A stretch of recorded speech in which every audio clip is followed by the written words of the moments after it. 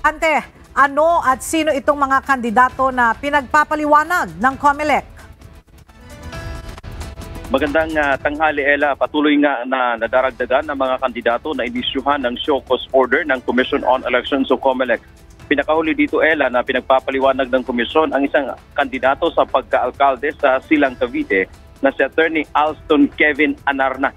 Sa isang kampanya noong March 29, Ella, binanggit ito na lahat daw ng balong lalaki at babae ay iraraffle para magkakaroon ng asawa. Sino dito ang mga solo parents? At biglang dumami solo parents. Kanina ba naghiwalay lang kayo? Kasi lahat ng solo parents, bibigyan natin ng libreng asawa. Ang gagawin natin, lahat ng balong lalaki, tsaka lahat ng balong babae, irarapol na lang natin yan, ha? Pasatsyahan na lang kayo kung kanino kayo mapupunta. Kasi pagkabunot ng pangalan nyo, diretso kasal kay Mayor Kevin. Hiningan ito ng paliwanag ng komisyon kung bakit hindi siya dapat ireklamo ng election offense at disqualification dahil sa paglabag sa anti-discrimination resolution ng COMELEC.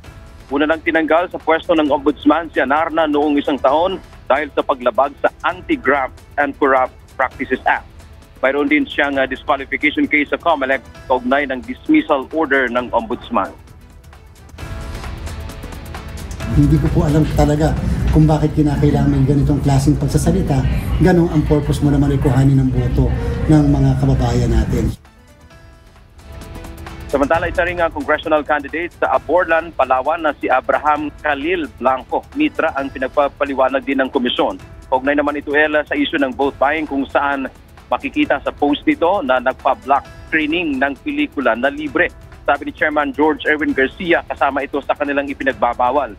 Sa ngayon, 7 kandidato na ang naisyuhan ng show cause order ng komisyon. Yung ating update mula dito sa Quezon City. Balik sa iyo, Ella.